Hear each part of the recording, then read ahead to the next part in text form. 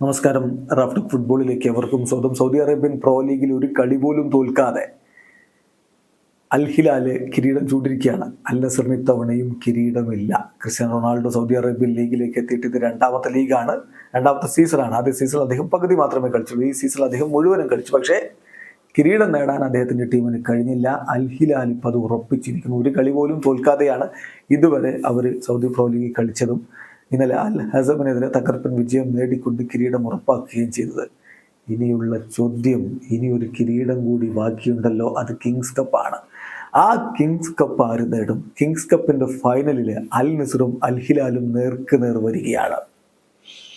അപ്പോൾ ഇന്നലത്തെ വിജയത്തിന് ശേഷം യാസിൻ ബോനോയോടൊരു ചോദ്യം. അതെ, അൽ ഹിലാലിന്റെ മൊറോക്കൻ ഗോൾ കീപ്പർ യാസിൻ ബോനോയോട് ചോദ്യം, നിങ്ങൾ കിങ്സ് കപ്പിന്റെ ഫൈനലിൽ ക്രിസ്ത്യാനോ റൊണാൾഡോയെ നേരിടാൻ പോവുകയല്ലേ എന്ന ചോദ്യത്തിൻ്റെ അദ്ദേഹത്തിന് മറുപടി, ഞങ്ങൾ കിങ്സ് കപ്പ് കളിക്കുകയും ചെയ്യും, ക്രിസ്ത്യാനോ നേരിടുക മാത്രമല്ല ഞങ്ങൾ കിങ്സ് കപ്പ് കളിക്കുകയും ചെയ്യും, ആ കിരീടം ചൂടുകയും ചെയ്യും എന്നാണ് അദ്ദേഹം പറയുന്നത്. ഗോഡ് വില്ലിങ് എന്ന് കൂടി പറയുന്നുണ്ട്. അത് പറഞ്ഞിട്ട് അദ്ദേഹം ചിരിക്കുകയാണ് ചെയ്യുന്നത്. അതാണ് മെന്റാലിറ്റി. ക്രിസ്ത്യാനോയെ നേരിടാൻ വേണ്ടി മാത്രം പോകുന്നതല്ല, ആ കിരീടം ഞങ്ങൾ ചൂടിയിരിക്കുമെന്ന് തന്നെ ഉറപ്പിച്ചു പറയുന്നു അൽ ഹിലാലിന്റെ സൂപ്പർ താരം. ഏതായാലും അതിന് മുന്നോടിയായിട്ട്, ഇപ്പം കിങ്സ് കപ്പിന്റെ ഫൈനലൊക്കെ പിന്നീട് വരുന്നതാണ്, അതിന് മുന്നോടിയായിട്ട് ഇതാ 17-ാം തീയതി വീണ്ടും അൽ നസറും അൽ ഹിലാലും തമ്മിൽ സൗദി പ്രോ ലീഗിൽ ഏറ്റുമുട്ടുകയാണ്. സൂപ്പർ കപ്പിന്റെ സെമി ഫൈനലിൽ സംഭവിച്ച കാര്യങ്ങളൊക്കെ എല്ലാവർക്കും ഓർമ്മയുണ്ട്. അന്ന് ക്രിസ്ത്യാനോക്ക് റെഡ് കാർഡ് കിട്ടിയതും അലി അൽ ബുലൈഹിയുമായിട്ടുണ്ടായിട്ടുള്ള പ്രശ്നവുമൊക്കെ വലിയ രൂപത്തിൽ അന്ന് ചർച്ചയായതാണ്.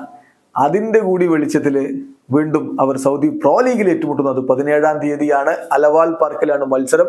സാധാരണഗതിയിൽ ഒരു ലീഗിൽ കിരീടം ചൂടിയ ടീമിന് അടുത്ത മത്സരത്തിൽ എതിരാളികൾ ഗാർഡ് ഓഫ് ഓണർ കൊടുക്കാറുണ്ട്.